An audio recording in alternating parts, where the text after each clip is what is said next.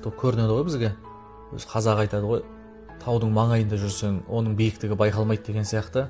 Елдің ішінде ағайынның арасында жүргеннен кейін кейде сол ағайынмен қарым қатынасымыз, өз ағайынмен дұрыс араласып жатырмыз ба, барлығы дұрыс па, өз қалай негізі өз қалай араласу керек, бұрын қандай болып еді, қазір қандай болып кетті деген сияқты нәрселерді осы елдің ішінде жүрген кезде көп ойлана бермейді екенбіз да. Негізі әр нәрсенің өзінің қағидасы бар ғой. Сол қағида сақталмаса, қағида ұсталмаса, сетінеп барлық нәрсе құлдырап құлай бастайды. Ағайынмен араласудың да өзінің негізі қағидалары, өзінің ережелері, жазылмаған заңдары, бабалар салып кеткен жүйелері бар да. Көп адам қазір өкінішке қарай сол жүйелерді ұмытып, заңдылықтарды ұмытып, қағидаларды естен шығарып кеткен. Енді өкінішке қарай оны айтатын үлкендер жоқ, ескертетін ақсақалдар да азайып қалды деген сияқты. Негізі әр адам ағайыннан не алсам деп емес, ағайынға не берсем деп ойлану керек екен. Көмек беру, қарайласу ағайын арасын жақындатып, сый құрметті арттырады. Енді біз қазір өкінішке қарай адам достармен де қазір пайда үшін араласатын болды ғой. Мейлі, енді ол әркімнің өзінің шаруасы ғой, бірақ ағайынмен тек қана пайда үшін араласу ол шынымен де өрескел қателік. Сосын ағайын бай кедей, мінезі жақсы жаман болып бөлінбейді еш уақытта. Қандай болса да ол сенің ағайының. Бар мінезімен, бар болмысымен сыйлап араласу керек. Егер мысалы бір ағайынның мінезі жаман болса, түзеуге атсалысу керек. Шаман келмей жатыр ма, өзіңнің жасың кіші болып тұр ма, үлкендерге айтқызу керек. Ағайын жаман екен, ағайын нашар екен деп оны сыртқа теуіп, сыртқа шығарып тастауға болмайды. Сосын ағайынның арасында негізі кісілік, дедовщина деген болмау керек. Дедовщина, ұрысу, төмендету, зекіп сөйлеу деген нәрсе, оны егер бастық болсаң, жұмысыңда қызметкерлеріңе жасайсың. Әрине, егер жақсы бастық болсаң, сен олай жасамайсың. Ал ағайынның арасында мінез көрсету, кісілік көрсету дұрыс емес. Бауырыңа мінез көрсету, оны күшпен бағындыру, ол негізі үлкендердің әлсіздігі. Қорыққанды сыйлайды, ұрғанды құрметтейді деген қағида, ол мүмкін көшенің түсінігінде бар шығар, бірақ ағайынның түсінігінде, ағайындардың понятиясында ол болмау керек. Сосын дұрыс іні бола алмаған дұрыс аға бола алмайды. Ол анық нәрсе ғой. Өмірдің өзі дәлелдеп жатыр. Ағайынның арасында бір жас үлкен болса да оны аға деп құрметтеу керек. Ағайын ағаң болса, барып сырласу керек, әңгімеңді айту керек. Бір тірлігің болса, мейлінше ақыл сұрау керек. Айдалада көшедегі біреулерден емес, өзіңнің ағайыныңнан ақыл сұрасаң, оның да ағалық сезім оянады. Інім маған аға деп келіп отыр ғой, дұрыс ақыл берейін, дұрыс бағдар көрсетейін деп, ол да өзінің ағалығын, жауапкершілігін сезінеді. Сөйтіп екі арада бір достық, сыйластық, бауырмалдық артады. Негізі көп жағдайда інілер ағаға бармайды, інілер ағаға бармағаннан кейін ағалар ініге дұрыс бағыт бағдар көрсетпейді. Осылайша ағайындардың арасы жай-жай алыстай бастайды. Сосын ағайынның жағдайын сұрап тұруды әдетке айналдыру керек. Мүмкін бір інің аш шығар, бір қарындасының аяқ киімі жоқ шығар, мүмкін бір ағаң қарыз, соны төлей алмай қиналып, анадан бір қарыз алып, мынадан бір қарыз алып, мына қарызды мынаған жауып, мына қарызды мынаған жауып қиналып жүрген шығар. Мүмкін ағаң саған ашылып, жағдайымыз жаман болып бара жатыр, жағдайымыз нашар болып бара жатыр деп айтпайтын шығар. Бірақ сол үйдің ағайыныңның жағдайын білудің әртүрлі тетіктері бар ғой. Біз осы өзіміздің басымызға, қара басымызға келген кезде барлық жағдайды жасап, барлық айла тәсілді, қулықтардың барлығын пайдаланамыз ғой.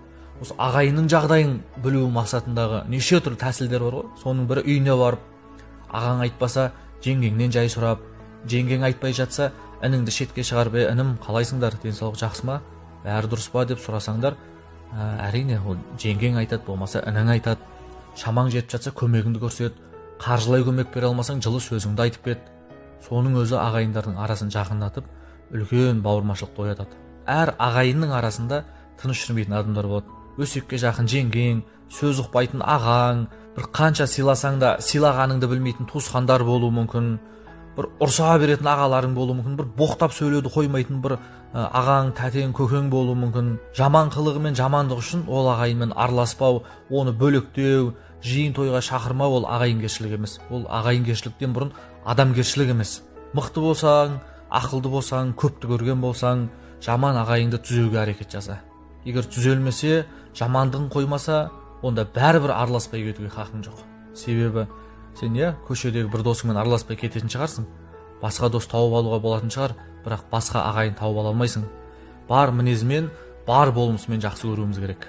Сосын өкінішке қарай, адам мен адамның арасын сөз бұзады дейді ғой. Мүмкіндігінше ағайынның артынан еш уақытта сөз айтпау керек.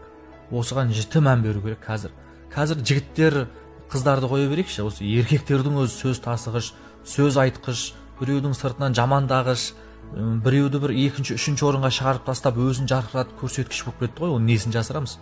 Өкінішке қарай сондай бір жаман қасиеттердің себебінен жақсы достардан, бауырлардан, ағайындардан айырылып қалып жатырмыз. Достарыңның қасында, өзге жұрттың алдында барынша ағайынды мақтап жүр, жақсылығын асырып, жамандығын жасырып жүр. Мынау менің ағам, мынау менің ағайыным, мынау біздің көкемнің баласы, менен бір жас үлкен ағам ғой деп құрметіңді көрсетіп, інілігін жасап, аға болсаң ағалығыңды көрсетіп жүрсең, сонда ағайынның арасындағы, аға мен іннің арасындағы мейірім күшейе бастайды. Негізі несін жасырамыз? Өкінішке қарай біз қазір інімізден қарағанда қатынымызды қатты құрметтеп, ағайын ағамыздан қараған кезде қатыныңның ағасын қатты сыйлап кететін сондай бір түрлі түсініктегі қоғамда өмір сүріп жатырмыз ғой. Негізі ұмытпайтын бір қағида бар. Әйеліңнің туыстарынан да, керек болса нағашыларыңнан да жақын ол сенің ағайының. Себебі ол сенің сүйегің, сенің қаның. Оларды сыйла, сыйлығын жасап тұр, бірақ ағайының саған бәрібір жақын екенін ұмытпау керек. Кейде біз өзгелерге жасап жүрген құрмет қошеметімізді өкінішке қарай өзіміздің ағайындарға жасай алмай қалып жатамыз да. Былай қарасам бір қауіпті дерт қой негізі. Сосын жиын тойларда ағайындарға арнайы дастархан жаюды ұмытпау керек. Бұлар қызметте жүр ғой деп бей-жай қарамау керек. Сенің ағайын болған соң олар саған қызмет жасап жүр.